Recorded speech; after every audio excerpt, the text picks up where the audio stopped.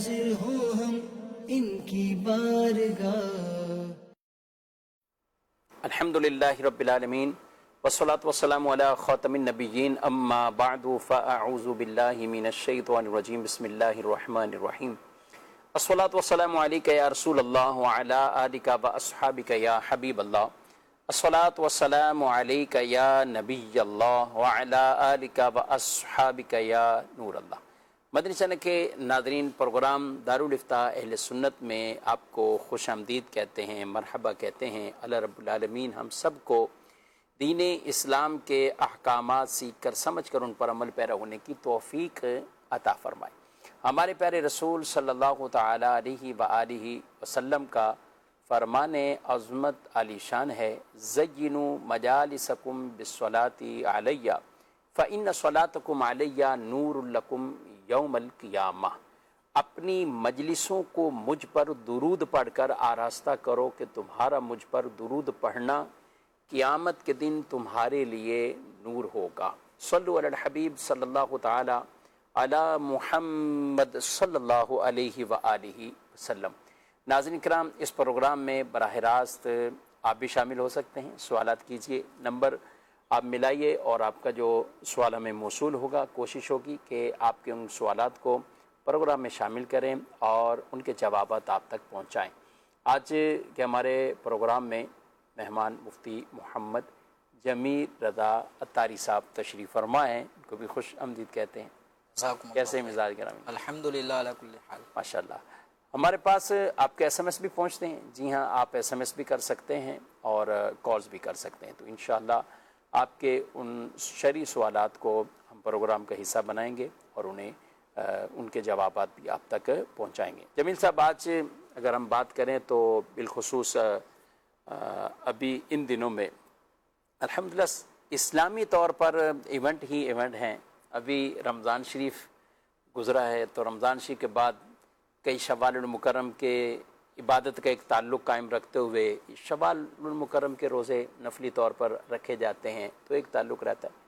اچھا، جیسے ہی شوال کا مہینہ آخر تک پہنچ رہا ہوتا ہے تو پھر لوگوں کے ذہنوں میں حج ہے اور قربانیاں ہیں، اس طور پر ایک تیاریاں شروع ہو جاتی ہیں. اور ایک تعداد ہے جو ظاہر ہے ہزاروں افراد ہمارے ملک سے بھی دیگر ممالک سے بھی حج کے لیے وہ تیاریاں کر رہے ہوتے ہیں اور کئی سفر کر بھی رہے ہوں گے. اب یہ ذرا ایک ابتدائی معلومات کے اعتبار سے، کیونکہ جب یہ دن آتے ہیں تو حج اور ان چیزوں کی طرف ایک توجہ رہتی ہے، توجہ چاہتی بھی ہے، لیکن یہ مسلمان کو اتنا علم سیکھنا کہ ہر مرد اور ہر مسلمان عورت اپنے حوالے سے کہ جنہوں نے حج ادا نہیں کیا ہوا، تو کم از کم وہ کتنا علم ہے یا کون سی باتیں وہ سیکھ لیں کہ اتنا تو ہر ایک کو پتہ ہو کہ میرے اوپر حج کا فریضہ آتا ہے یا حج کا فریضہ نہیں آتا. کیا کہتے ہیں؟ بسم اللہ الرحمن الرحیم. ارکان اسلام میں توحید و رسالت کی گواہی دینے کے بعد جو چیزیں شامل ہیں اس میں نماز قائم کرنا ہے، اس میں روزے رکھنا ہے ماہ رمضان کے، اور اسی طرح زکوٰۃ کی ادائیگی کرنا ہے، اور حج بیت اللہ شامل ہے. ٹھیک. تو یہ 5 جو چیزیں ہیں، توحید و رسالت کی گواہی سب سے مقدم ہے، اس کے بغیر تو کوئی مسلمان ہو ہی نہیں سکتا. ٹھیک. اس کے بعد پھر مزید اس کو 4 ارکان اپنے زندگی میں نافذ کرنا ہے. تو اب ہر ایک مسلمان پر اگر ہم ان ارکان اسلام کو دیکھیں تو ہر ایک مسلمان پر ان ارکان میں سے ہر رکن ہر وقت لازم نہیں ہے. جبکہ پہلا جو توحید و رسالت کی گواہی ہے، یہ تو اس کے بغیر مسلمان نہیں ہے. اس کے علاوہ دیگر جو 4 ارکان ہیں جس میں نماز ہے، تو نماز کے اندر اب جیسے نابالغ بچہ بھی مسلمان ہے، بالغ بھی مسلمان ہے. نابالغ بچے پہ اگرچہ نماز فرض نہیں ہے، بالغ ہونے پہ فرض ہوگی، پھر بالغ مرد ہو یا عورت دونوں پہ فرض ہے. اب اس کے بعد اگر ہم لیں ماہ رمضان کا روزہ، تو نابالغ پہ فرض نہیں ہے، لیکن جب ایک عمر ان کی ہو جائے تو روزے رکھنے کی، نماز پڑھنے کی ترغیب ہوگی. جیسے نماز کے لیے 7 سال اور اگر 10 سال پہنچ جائیں فرض ہوں گے جب بالغ ہو جائیں گے. اب اسی طرح اگر ہم دیکھیں زکوٰۃ کا معاملہ، صحیح. تو زکوٰۃ بھی ہر ایک مسلمان پر لازم نہیں ہے، چاہے وہ عاقل ہو بالغ ہو، ہر مسلمان عاقل بالغ پر لازم نہیں ہے. اسی مسلمان پہ لازم ہے جو مالک نصاب ہے اور اس کا یہ نصاب حاجت اصلیہ، ضروریات زندگی، قرض دین وغیرہ سے فارغ ہو. اس پر دیگر شرائط پائے جانے کی صورت میں زکوٰۃ کی ادائیگی لازم ہوگی. تو اسی طریقے سے حج کا معاملہ ہے، جبکہ زکوٰۃ اور روزہ یہ رمضان کے روزے ہر عاقل بالغ مسلمان پہ سال میں ایک بار ماہ رمضان میں فرض ہیں. زکوٰۃ صاحب نصاب عاقل بالغ مسلمان مرد و عورت پر جب شرائط پائے جائیں گے تو سال میں ایک دفعہ فرض ہے. جبکہ حج جو ہے یہ ایک ایسی عبادت ہے جو زندگی میں ایک دفعہ ہی فرض ہوگی، اور وہ بھی ہر ایک مسلمان پہ نہیں، اسی مسلمان پر کہ جسے بیت اللہ شریف جانے اور وہاں سے واپس آنے کی استطاعت ہو. ٹھیک. اب یہ استطاعت کے اندر جو جتنے فاصلے پہ رہتا ہے اس اعتبار سے اس کی وہ استطاعت کو دیکھا جائے گا. اب جیسے ہمارے یہاں سمندری سفر کے حساب سے حج کی کوئی صورتحال فی الوقت نہیں ہے، اب بائی ایئر ہی جانا ہوگا اکثر ایسے ہی. تو اب جب بائی ایئر جانا ہے تو حج کے لیے جانے آنے کا ٹکٹ، اسی طرح جتنے دن وہاں پہ رہنے کا شیڈول بنتا ہے، عام طور پہ 40 42 45 دن کا بنتا ہے، اس سے کم ایام کے بھی شیڈول بنتے ہیں. لیکن ہم نے یہ محسوس کیا ہے کہ جتنے ایام کم ہوتے ہیں اتنا حج کی اماؤنٹ بھی بڑھ جاتی ہے. بمقابل 40 یا 45 دن کا جو حج کا شیڈول ہوتا ہے، اس میں حج سستا ہے، اور کم دن کے ڈیوریشن والا جو حج کا سفر ہے یہ مہنگا ہے. تو اب جو 40-45 دن کا جو شیڈول ٹائم ہے، اس کے مطابق جانے آنے اور وہاں رہنے، وہاں جو ہوٹل رہائش کے ہوں گے اس کا اخراجات، وہاں جو آپ کو کھانے پینے کی اشیاء کی ضرورت پڑے گی وہ اخراجات آپ اویل کر سکیں.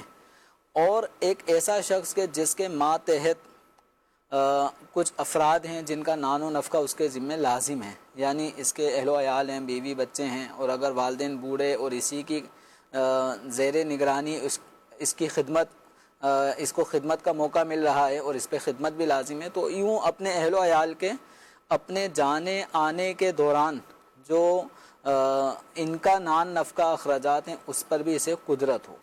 تو اب یہ غالباً اگر ہم غور کریں فی زمانہ تو 12 سے 15 لاکھ کے درمیان یہ اماؤنٹ اتنی ایک شخص پر حج فرض ہونے کے حوالے سے اتنی اماؤنٹ کے درمیان کچھ نہ کچھ اماؤنٹ ایسی بنے گی جس کے ذریعے وہ اپنے سفر حج جانے آنے، وہاں رہنے، اپنے پیچھے گھر والوں کے اخراجات برداشت کرنے، تو اتنی اماؤنٹ اگر کسی کے پاس حاجت و ضرورت سے زائد ہے جس کے ذریعے وہ حج کر سکتا ہے.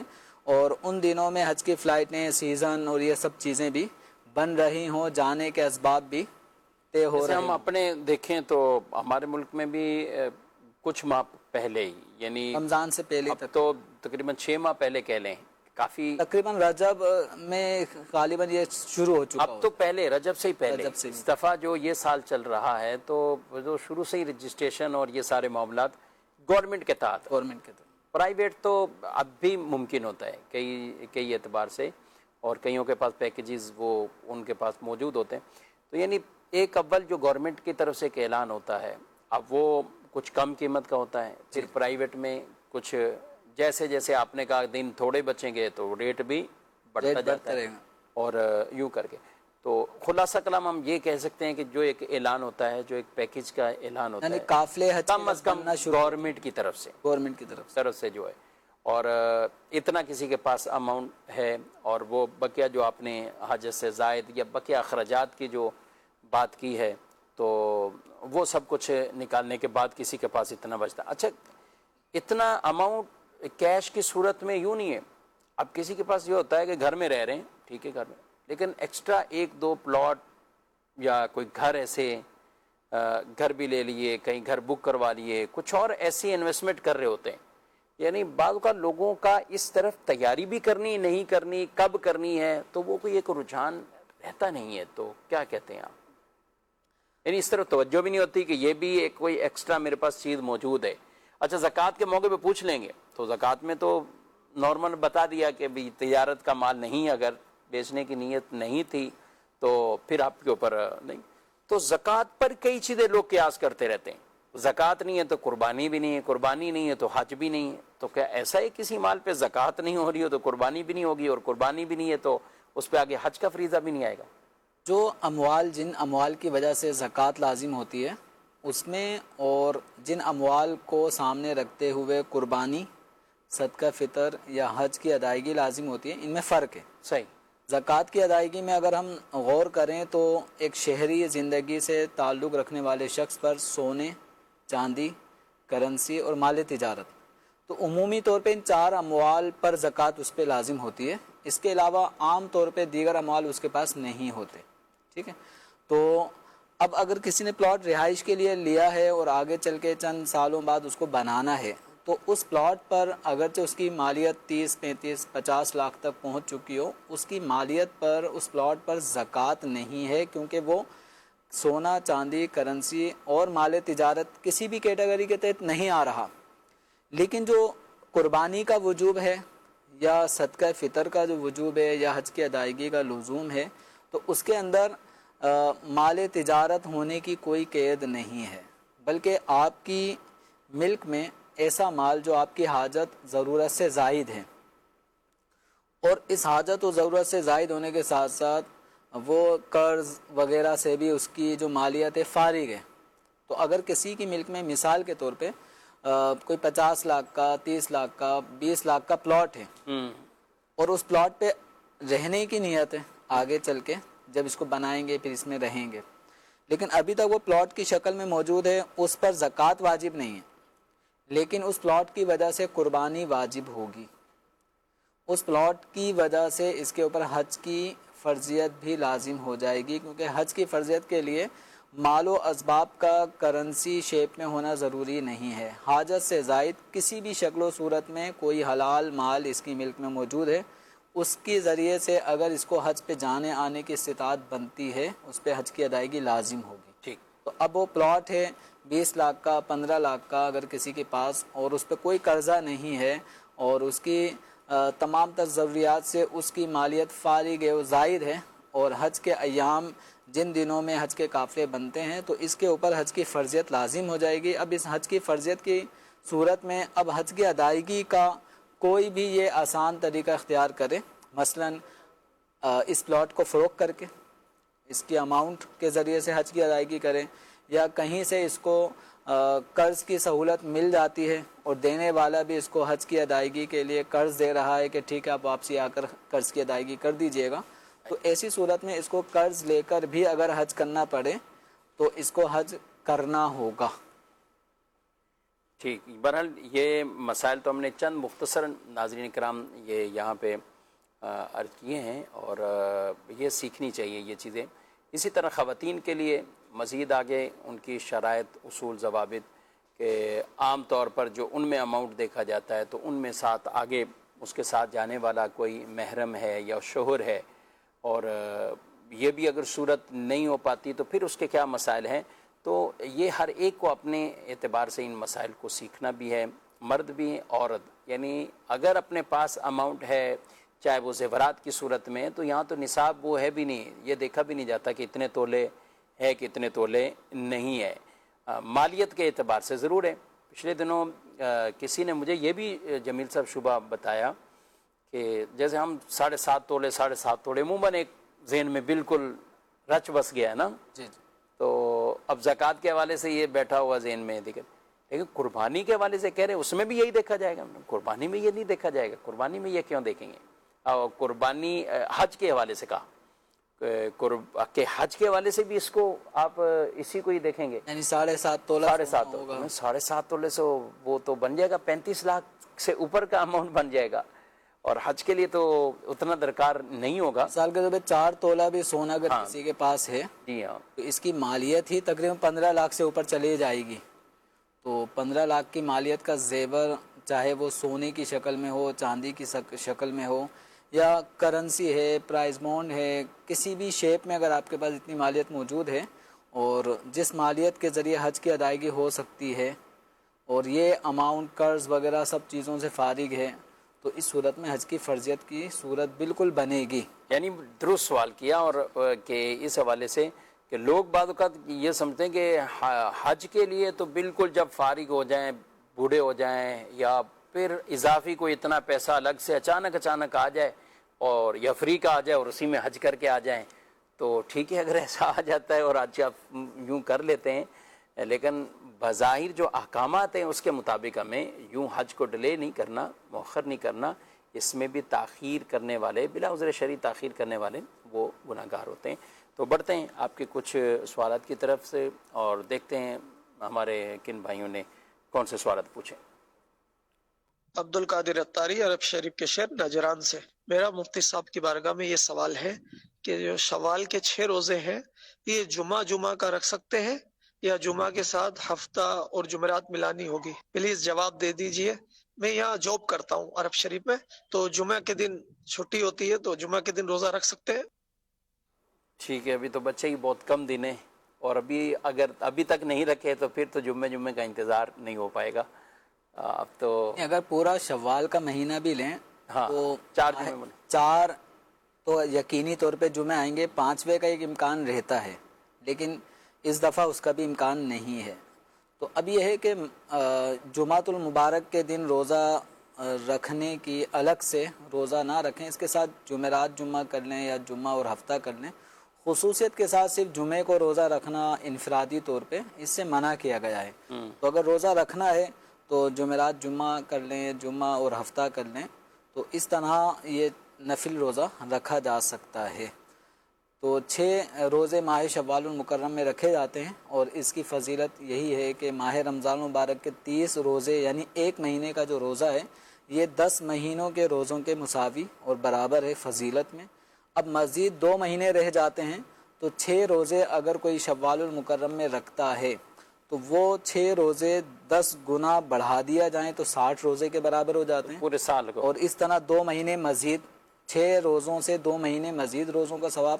تو حدیث مبارکہ میں شوال المکرم کا روزہ ماہ رمضان کے ساتھ جو 6 روزے رکھتے ہیں تو اسے گویا پورے زمانے روزہ رکھنے کا ثواب مل رہا ہوتا ہے. تو اس فضیلت کو ضرور حاصل کیا جائے. اگر آپ کو سہولت بھی ہے تو بالکل روزے رکھیں. اور اگر غور کریں تو آج کل جو ایام چل رہے ہیں اس میں ٹھنڈ کا پہلو نمایاں محسوس ہو رہا ہے. یعنی پاکستان کے سیزن میں اگر ہم دیکھیں موسم میں تو ٹھنڈک ابھی برقرار ہے، تو روزہ رکھنا آسان ہے، اور روزے کا ٹائم ڈیوریشن بھی ابھی کم ہے. جو دن آگے گرمیوں کی طرف جائے گا تو دن کا جو ٹائم ڈیوریشن یہ بھی بڑھ جائے گا اور سختی بھی ہوگی، دھوپ شدت ہوگی، روزہ رکھنے میں تھوڑا نفس سستی کرے گا. تو ابھی نفل روزوں کے حوالے سے ماہ شوال المکرم میں بآسانی روزے رکھے جا سکتے ہیں. خواتین کے جو ماہ رمضان میں روزے رہ جاتے ہیں تو وہ بھی شوال المکرم میں بآسانی روزہ رکھ سکتی ہیں. جی سوال ہے کہ کیا میں اپنے ابو کے ساتھ عمرہ پر جا سکتی ہوں؟ میرے والدین کا کہنا ہے جب تک بیٹیوں کا فرض ادا نہ ہو تب تک والدین عمرہ یا حج پر نہیں جا سکتے. کیا کہتے ہیں؟ اب یہ بیٹیوں کا فرض ادا کرنے کا مطلب ہمارے جو معاشرے میں لیا جاتا ہے بیٹیوں نکاح شادیاں کرنا. جی تو جب تک بیٹیوں کی شادی نہیں کریں تو اس وقت ہم عمرہ نہیں کر سکتے، یا بعض لوگ حج کی ادائیگی کے اندر یہ سب سے پہلے ایک شرط لگا دیتے ہیں کہ بیٹیوں کی شادیاں کریں پھر حج پہ جائیں. تو ایسی کوئی شرط نہ عمرے کے لیے ہے نہ ہی حج کی ادائیگی کے لیے. اب عمرہ کرنا یہ سنت ہے رسول اکرم صلی اللہ تعالی علیہ وآلہ وسلم کی، اور سنت موقدہ بھی ہے. تو جس کو استطاعت ہو اسے اس سنت موقدہ کی ادائیگی کرنی چاہیے. لیکن یہ اگر کسی نے نہیں کیا عمرہ تو وہ گناہ گار نہیں ہوگا. لیکن جس نے حج فرض ہونے کے باوجود حج کی ادائیگی میں تاخیر کی تو وہ تاخیر کرنے کی وجہ سے گناہ گار ہو رہا ہے. اب اس کے اندر بچیوں کی شادی کہیں پر بھی شرط نہیں ہے حج کی فرضیت کے حوالے سے. یعنی ہم کسی بھی کتب فقہ کے اندر دیکھ لیں، احادیث میں دیکھ لیں، قرآن پاک کی کہیں کسی آیت کے اندر یہ نہیں ہے. اس میں من استطاع الیہ سبیلا یہ الفاظ ہیں. تو اب جسے استطاعت ہے تو اسے حج کی ادائیگی کرنی ہے. اب بچیوں کی شادیاں کرنا اس میں کہیں سے رکاوٹ نہیں بنتی. تو اب یہ ہے کہ ویسے بھی اگر ہم غور کریں کہ بچیوں کی یا بیٹوں کی یا بیٹیوں کی شادی کے حوالے سے جو اخراجات ہیں وہ اخراجات ہمارے اپنے ہی بڑھائے ہوئے ہیں، اور دیکھا دیکھی کہ اب یہ بھی دینا ہے وہ بھی دینا ہے، یعنی رسومات اتنی بڑھ چکی ہیں کہ رسمیں فری والی تو اب شاید ہی کوئی رسم رہ گئی ہو، کسی چھوٹی سے چھوٹی رسموں میں بھی ہزاروں روپے خرچ ہے۔ اب یہ سارے اخراجات، اسی سے بعض اوقات کوئی خرچ میں کمی ہے یا اسی رسم کو کرنے میں کچھ مسئلے مسائل، تو وہی چیزیں ناراضگی، وہی چیزیں لڑائی کا باعث، اور بعض میں ایسے کہ گھر ٹوٹ جاتے ہیں معاذ اللہ۔ اب یہ رسمیں رسومات کی ادائیگیاں کرنا اور ان میں رقمیں خرچ کرنا، یہ ہمارے اپنے ہی ایک بنائے ہوئے طریقہ کار ہیں جس کی وجہ سے ہم خود الجھن میں آئے ہوئے ہیں۔ شریعت مطہرہ نے شادیوں کو تو آسان فرمایا ہے، برکت والا نکاح اسے قرار دیا جو جتنا زیادہ آسان ہو، تو ایسے موقع پر کہیں پر بھی لڑکیوں کی شادی کو حج کی فرضیت میں رکاوٹ نہیں بنایا جا سکتا۔ جو ایسا سمجھتے ہیں تو وہ کسی قسم کا ایک دھوکے کا شکار ہیں، غلط فہمی کا شکار ہیں، اور حج کی ادائیگی جب ان پہ فرض ہے تو سب سے پہلے وہ اس فرض کی ادائیگی کی کوشش کریں، اور جب آدمی حج کی ادائیگی کرتا ہے تو حج اور عمرہ، اس کی یہ برکت بیان کی گئی ہے کہ یہ فقر و فاقہ، تنگ دستی کو دور کرتے ہیں۔ وہاں جا کے آپ دعا کریں گے، کعبۃ اللہ شریف کا دیدار کرتے وقت جو دعا کی جاتی ہے قبول ہوتی ہے، بارگاہ رسالت میں آپ حاضر ہوں گے، وہاں دعا قبول نہ ہو تو پھر کہاں ہو؟ تو یعنی یہ وہ مقدس سرزمینیں ہیں کہ جہاں بے شمار وہ مقامات ہیں جہاں پر دعا کی قبولیت کی فضیلتیں بیان کی گئی ہیں۔ تو آپ وہاں جائیں گے، دعا کریں گے، ایک تو حج کی ادائیگی ہے، فرض کی ادائیگی کریں گے، پھر اس کے ساتھ ساتھ وہاں دعائیں کریں گے، اور جو آپ کو پریشانیاں اپنے بچوں کی آگے لائف کے حوالے سے، شادیوں کے حوالے سے جو پریشانی ہے، وہاں جا کے دعا کریں گے، انشاءاللہ مسئلے حل ہو جائیں گے۔ اب ہم یہ کہیں کہ حج کی جو ادائیگی میں رقم وہاں یوں خرچ ہوگی تو بچوں کی شادی کیسے ہوگی؟ اچھا، اب بچوں کی شادی کر لیں گے تو پھر جو اصل فرض آپ کے اوپر حج ہو رہا تھا اس میں وہ کیسے ادا کریں گے؟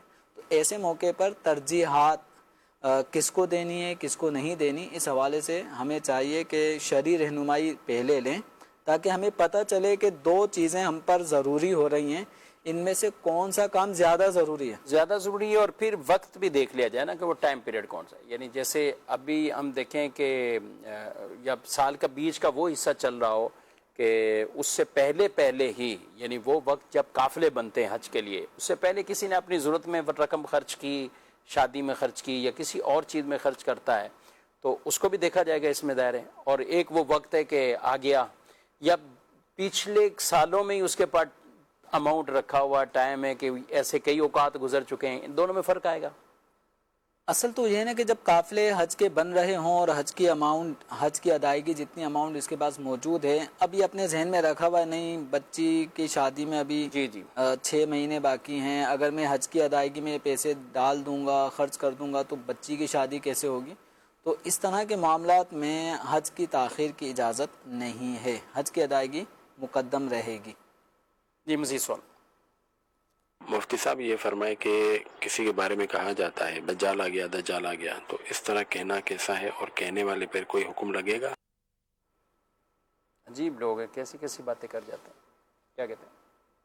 اچھا یوں بھی ہے بات، تو اس کو یہ دجال سے کہتے ہیں، شیطان سے کہہ دیا اس طرح کی گفتگو میں، وہ بھی عام بچوں کو کہہ دیا یا لوگوں کے بارے میں اس طرح کہتے ہیں۔ دیکھیں یہ جو شیطان ہے کانا من الکافرین، کافر ہے۔ دجال یہ بھی کافروں میں بدترین کافر ہے کہ خدائی کا بھی یہ دعویٰ کرے گا۔ اسی طریقے سے بعض لوگ یاجوج ماجوج بھی کہہ دیتے ہیں کسی کو ہٹنگ کرتے وقت، تو یعنی یہ ایسے نام کہ جو کافروں کے ہیں، اور کسی مسلمان کی طرف ان الفاظوں کو منسوب کرنا یہ بلا شبہ اس دوسرے مسلمان کی دل آزاری کا باعث بنتے ہیں۔ تو ایسے الفاظ کہ جن سے کسی کی دل آزاری ہو رہی ہو، ان الفاظوں کو استعمال کرنے کی اجازت ہی نہیں ہے۔ قرآن پاک میں وَلَا تَنَابَزُوا بِالْأَلْقَابِ کہ ایک دوسرے کو برے ناموں سے مت پکارو۔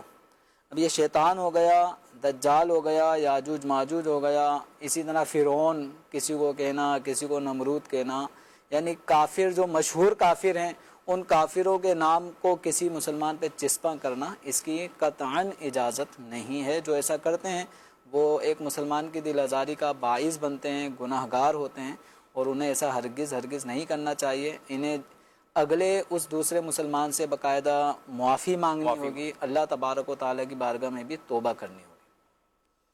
کچھ SMS بھی شامل کرتے ہیں. سوال ہے کہ 4 رکعت والی نماز میں امام صاحب تشہد میں تھے, مقتدی آ کر جیسے ہی بیٹھا تو امام صاحب تیسری رکعت کے لیے کھڑے ہو گئے, اب مقتدی کیا کریں؟ امام صاحب جب تیسری رکعت میں قعدے میں بیٹھے ہوئے تھے اور یہ مقتدی آیا اور وہ قعدے میں بیٹھ گیا, یعنی اس کے قدم بھی زمین پر, اس کے گھٹنے ٹک گئے, اب اس کے بعد پھر امام صاحب اٹھے, یعنی اس نے التحیات ابھی شروع ہی کیا تھا, ہم یہ فرض کر لیتے ہیں, تو اس مقتدی پر لازم ہے, یعنی اس مسبوق مقتدی پر لازم ہے کہ اب یہ امام کے ساتھ جو اسے قعدہ ملا تھا, قعدہ اولا, تو اب اس کی ادائیگی بھی, یعنی قعدہ اولا کرنا اور التحیات پڑھنا, یہ مقتدی مسبوق مقتدی پر بھی واجب ہو جائے گا. تو اب اسے حکم یہی ہے کہ یہ التحیات مکمل کرنے کے بعد عبدہ و رسولہ تک پڑھنے کے بعد پھر تیسری رکعت کے لیے کھڑا ہوگا, اور امام صاحب تو اپنے حساب سے تیسری رکعت پڑھ رہے ہوں گے, وہ ہو سکتا ہے کہ رکوع میں التحیات پڑھنے کے دوران وہ تیسری رکعت کے رکوع میں چلے گئے ہوں, تو اسے التحیات مکمل کرنی ہے, پھر تیسری رکعت کے لیے کھڑا ہونا ہے, اور اتنی تھوڑی سی 3 تسبیحات کی مقدار کھڑا ہو جائے, تو یعنی سبحان اللہ کہنے, سبحان اللہ کہنے کی مقدار کھڑا ہو جائے, اس کے بعد پھر یہ آگے رکوع میں چلے جائیں.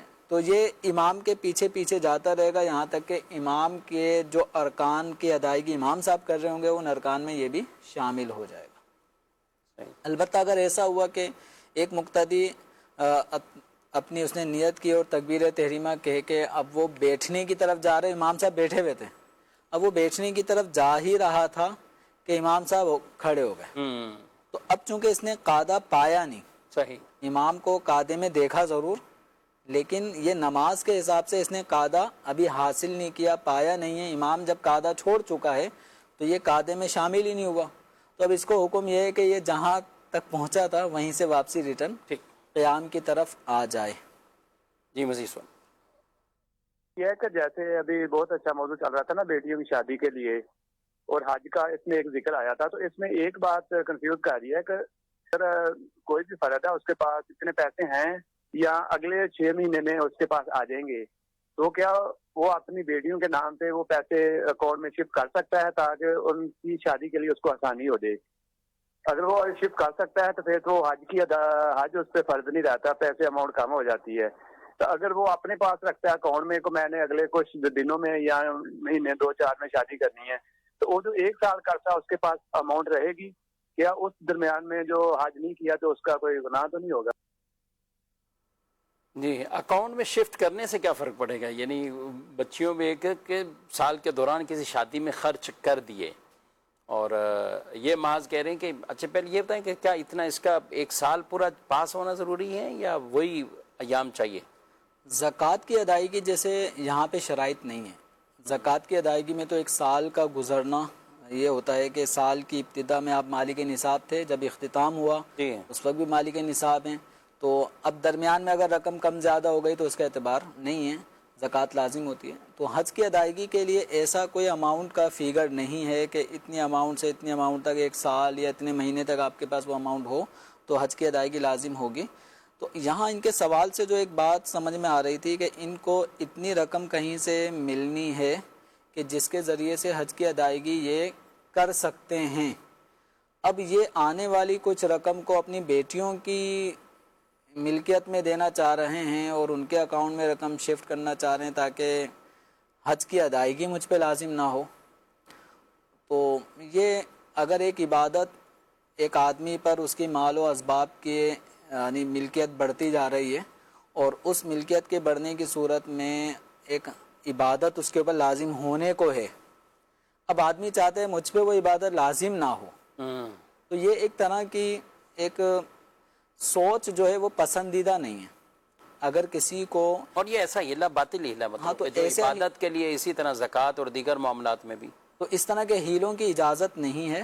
یہ ہیلے مکروہ ہیلے ہیں, ناپسند ہیلے ہیں. تو جب حج کی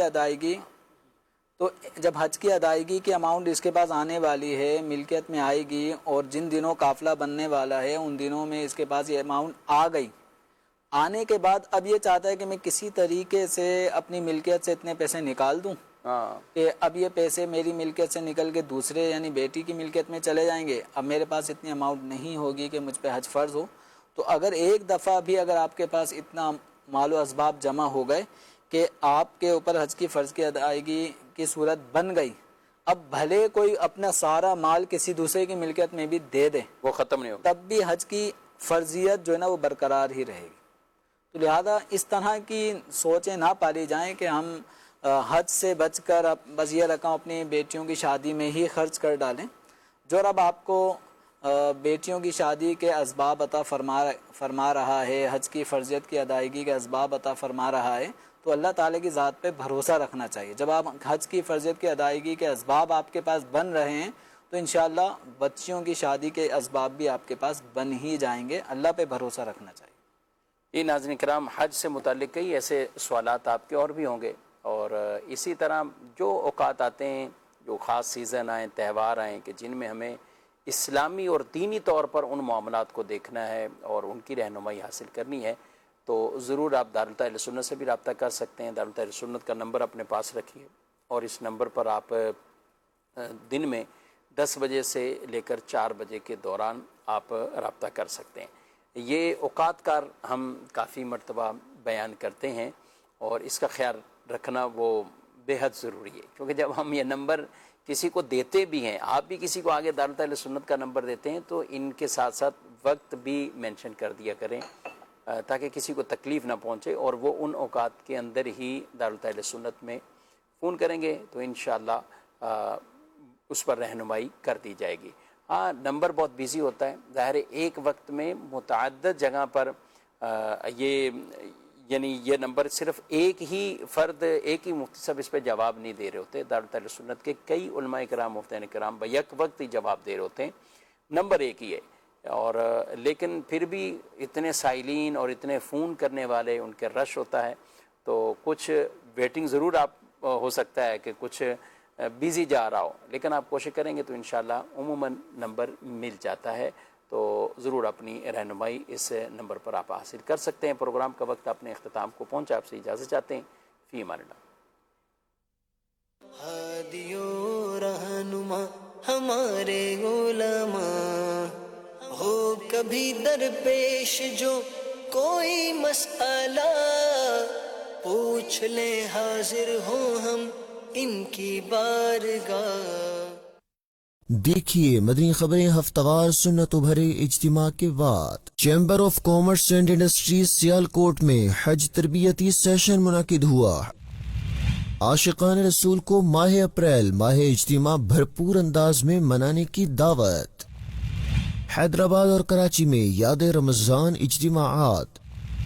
میمن گوٹ کراچی میں نیک اعمال اجتماع کا انعقاد. یہ اور بہت کچھ جاننے کے لیے دیکھیے دعوت اسلامی کی مدنی خبریں. الحمدللہ ماہ اپریل کو دعوت اسلامی ماہ اجتماع کے طور پر منا رہی ہے، جس میں عاشقان رسول شرکت کر رہے ہیں، خود بھی شرکت کر رہے ہیں، اپنے ساتھ دوسروں کو بھی لا رہے ہیں. شیخ طریقت امیر اہل سنت دامت برکاتہم العالیہ نے اس پر دعائیں بھی دی ہیں.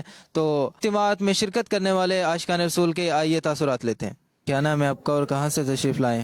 سعود الحسن صدیقی، میں گلشن معمار کا رہائشی ہوں. دعوت اسلامی کا ہر جمعرات کو سنت و برا اجتماع ہوتا ہے، تو اس کے حوالے سے کچھ کہنا چاہیں گے؟ کبھی شرکت کی ہے آپ نے؟ کیا ہوتا ہے اس میں؟ ثم الحمدللہ کئی دفعہ سعادت حاصل ہوئی ہے، بس ابھی کچھ سستی ہو گئی ہے، کچھ اپنی زندگی کے معاملات میں مصروف ہو گئے، اور اب نیت کرتے ہیں کہ انشاءاللہ ضرور حاضری ہوا کرے گی.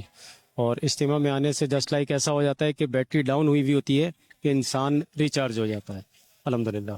اچھا، یہ تو آپ کی نیت ہے. ابھی ماہ اپریل کو ہم نے ماہ اجتماع بنانا ہے، تو اس میں کچھ نیت؟ ٹھیک ہے، میری نالج میں نہیں تھا، یہ آپ کے ذریعے سے مجھے ابھی پتہ چلا. باقی انشاءاللہ بھرپور نیت کرتا ہوں دل و دماغ دل و جان کے ساتھ کہ اپنی ذات کے ساتھ جڑے جتنے لوگ ہیں وہ کوشش کروں گا لانے کی.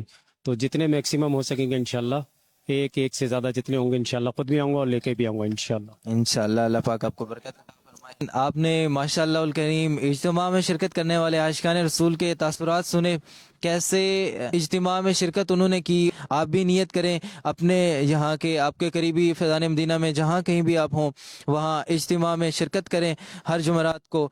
बिलफर्ज आप फैज़ान मदीना में ना आ सकें तो आप दावत इस्लामी के प्लेटफॉर्म मदनी चैनल पर भी तवार इज्तिमा लाइव देख सकते हैं। तेरी रहमतों का दरिया सरिया चल रहा है। अऊज़ु बिल्लाहि मिनश शैतानिर रजीम। बिस्मिल्लाहिर रहमानिर रहीम। तबारक الذي بيده الملك وهو على كل شيء قدير الذي خلق الموت والحياة ليبلوكم أيكم أحسن عملا وهو العزيز الغفور الذي خلق 7 سماوات طباقا ما ترى في خلق الرحمن من تفاوت فارجع البصر هل ترى من فطور ثم ارجع البصر كرتين ينقلب إليك البصر خاسئا وهو حسير ولقد زينا السماء الدنيا بمصابيح وجعلناها رجوما للشياطين وأعتدنا لهم عذاب السعير وللذين كفروا بربهم عذاب جهنم وبئس المصير إذا ألقوا فيها سمعوا لها شهيقا وهي تفور تكاد تميز من الغيظ كلما ألقي فيها فوج سألهم خزنتها ألم يأتكم نذير قالوا بلى قد جاءنا نذير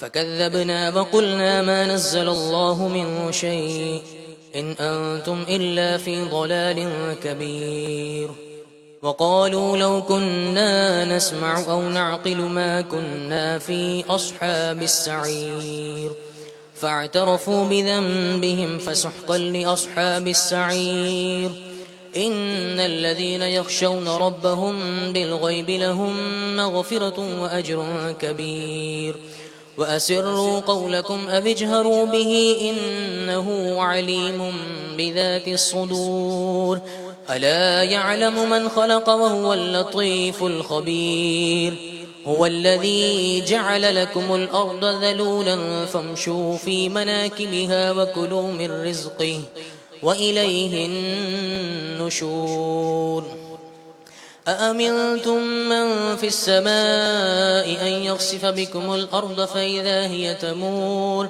أم أمنتم من في السماء أن يرسل عليكم حاصبا فستعلمون كيف نذير ولقد كذب الذين من قبلهم فكيف كان نكير أولم يروا إلى الطير فوقهم صافات ويقبضن ما يمسكهن إلا الرحمن إنه بكل شيء بصير أمن هذا الذي هو جند لكم ينصركم من دون الرحمن إن الكافرون إلا في غرور أمن هذا الذي يرزقكم إن أمسك رزقه بل لجوا في عتو ونفور أفمن يمشي مكبا على وجهه أهدى أم من